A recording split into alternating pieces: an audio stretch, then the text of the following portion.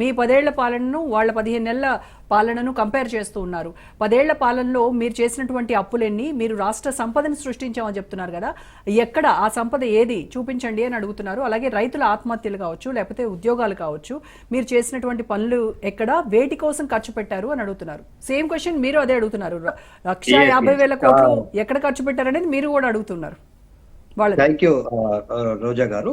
మీకు ప్యానెల్లో ఉన్నటువంటి పెద్దలకు, రాజు న్యూస్ ప్రేక్షకులకు, యాజమాన్యానికి గుడ్ ఈవినింగ్.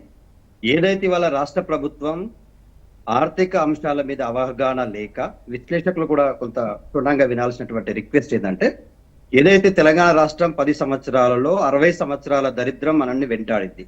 తెలంగాణ రాష్ట్రంలో నీళ్ల విషయంలో మనకి ఎన్ని సమస్యలు ఉండనో మనం చాలా స్పష్టంగా చూసినాం. తెలంగాణ రాష్ట్రంలో తలాపుకే గోదావరి ఉన్నా కూడా తడియారనే పరిస్థితుల్లో మనం చూసిన పరిస్థితుల్లో గోదావరి నీళ్లను కావచ్చు, ఇటు కృష్ణమ్మ నీళ్లను కావచ్చు ఒడిసి పట్టుకోవాల్సిన అవసరం ఉందని చెప్పేసి, ఇటు గోదావరి పైన కాళేశ్వరం ప్రాజెక్టు, అటు కృష్ణానది పైన పాలమూరి తిరుపతులతో పాటు రాజోలి బండ గతంలో కాంగ్రెస్ ప్రభుత్వం శంకుస్థాపనలు చేసి శిలాఫలకాలుగా మిగిలిపోయినాయి. ఆ శిలాఫలకాలు ఉత్సవమూర్తులుగానే ఉండే తప్ప పూర్తిగాని ఏదైతే భీమా, నెట్టెంపాడు, కోయిల్ సాగర్, జూరాల వీటన్నింటినీ కూడా ఆయకట్టు పెంచేటువంటి క్రమంలో చాలా పెద్ద ఎత్తున వర్క్ ఫినిష్ చేసుకొని తెలంగాణ రాష్ట్రంలో మహబూబ్ నగర్ జిల్లా లాంటి ఎడారి ప్రాంతాల్లో కూడా నీళ్లు పారినటువంటి పరిస్థితులు మనం చూసాం. ఎండాకాలంలో కూడా పచ్చడి దునికేటువంటి పరిస్థితులు మనం చూసాం. అయితే రూపాయి ఖర్చు ఏదైనా తెలంగాణ రాష్ట్రంలో కేసీఆర్ గారి పాలనలో 9.5 సంవత్సరాలలో FRBM లిమిట్స్ కి లోబడే ఏదైతే physical responsibility and budget management చట్టం ప్రకారం తెలంగాణ రాష్ట్రానికి వచ్చేటువంటి నిధులు 4 సంవత్సరాలకు ఒక దఫా ప్రతిసారి FRBM లిమిట్స్ కు లోబడే ఆ అప్పులన్నీ పూర్తి చేస్తూ వచ్చాము. లాస్ట్ టెన్యూర్ లో ఉన్నటువంటి అప్పులు, మిగిలినటువంటి అప్పులు ఏ ప్రభుత్వం వచ్చినా, ఇవాళ మేమే అధికారంలోకి వచ్చినా మేమే కట్టేది, మీరు వచ్చారు కాబట్టి మీరు కట్టక తప్పదు.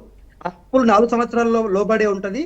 ఖచ్చితంగా RBIకి కావచ్చు, మిగతా వాటికి కావచ్చు, కార్పొరేషన్ అప్పులైనా లేకపోతే FRBM అప్పులైనా కూడా తెలంగాణ రాష్ట్రంలో తెలంగాణ రాష్ట్రంలో ఉన్నటువంటి ఉద్యోగుల జీతాలు పెంచినాం.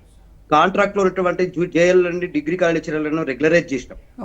దాంతో పాటుగా తెలంగాణ రాష్ట్రంలో ఉన్నటువంటి వృద్ధులు, వికలాంగుల పెన్షన్లు ఏ రోజు ఆగలేదు. వీటితో పాటు పెద్ద ఎత్తున తెలంగాణ రాష్ట్రం మొత్తంలో కళ్ళ ముందర మనకు కనిపిస్తా ఉంది. గ్రామీణ ఆర్థిక వ్యవస్థ చిన్న భిన్నమైనటువంటి పరిస్థితుల్లో గ్రామీణ ప్రాంతంలో ఉన్నటువంటి యాదవుల జీవన ప్రమాణాలను పెంచడం, ముద్రాజుల జీవన ప్రమాణాలను పెంచడం, రజకులు, నై బ్రాహ్మణుల జీవన ప్రమాణాలు పెంచడం, దాంతో పాటుగా గ్రామీణ వ్యవస్థకు మూలమైనటువంటి గ్రామాలకు, పట్టుకోమైనటువంటి గ్రామాలకు ఖచ్చితంగా మేము పెద్ద ఎత్తున పల్లె ప్రకృతి వనాల పేరు మీద, శ్మశాన వాటికల పేరు మీద, రోడ్ల పేరు మీద, అంగన్వాడీల నిర్మాణము, గ్రామ పంచాయతీల నిర్మాణము, ఎక్కడికక్కడ కూడా మేము పెద్ద ఎత్తున సంపద సృష్టించినాము. ఇది భవిష్యత్ తరాలకు ఉపయోగపడేటువంటి. దాంతో పాటుగా 26 మెడికల్ కాలేజీలు తీసుకొచ్చినాం. తెలంగాణ రాష్ట్రంలో ఏ రాష్ట్రానికి సాధ్యం కాని విధంగా తెలంగాణ రాష్ట్రంలో 26 మెడికల్ కాలేజీలు ఎస్టాబ్లిష్ చేసినాం.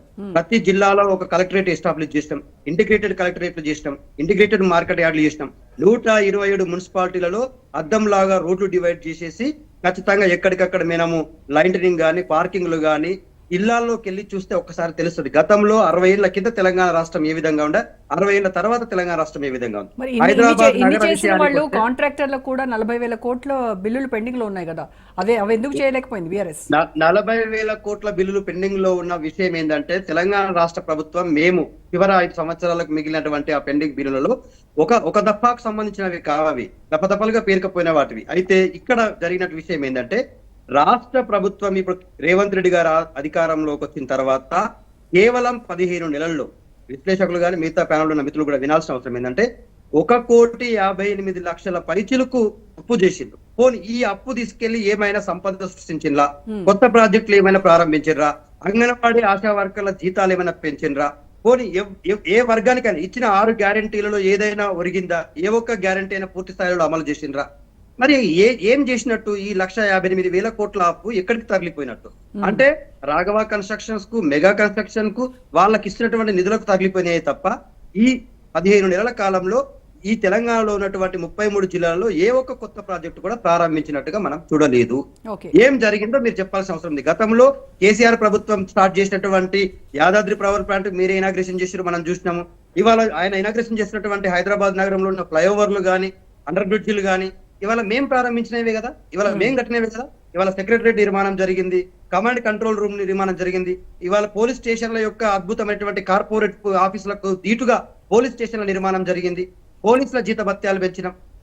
ఎన్ని వర్గాలకు మేలు జరిగిందో కేసీఆర్ ప్రభుత్వం ఇవాళ ప్రజలే మాట్లాడుతున్నారు. రైట్. ఇవాళ వాళ్ళు ఇష్టమైనటువంటి పెన్షన్ డబ్బులు ఇవ్వలేక వృద్ధులు వికలాంగులు నాడు కేసీఆర్ ఇస్తాన 2000 దిక్కైనే నాయన నువ్వు 4000 ఇస్తామని నీకు ఆశపడితే మాకు ఇవాళ మాకు అడియాషన్ అయిపోయిందని చెప్పి వాళ్ళు బాధపడతా ఉన్నారు. పోనీ మహిళలకు 2500 ఇస్తున్నాడా మేడం? మీరే చెప్పండి. వాళ్ళకు లేదు, తులం బంగారం లేదు, ₹1,00,000 కళ్యాణం లేదు, చచ్చిపోతే రైతులకు 5 లక్షల రూపాయల రుణమాఫీ, రైతు బీమా లేదు. రైట్. ఇన్ని స్కీములను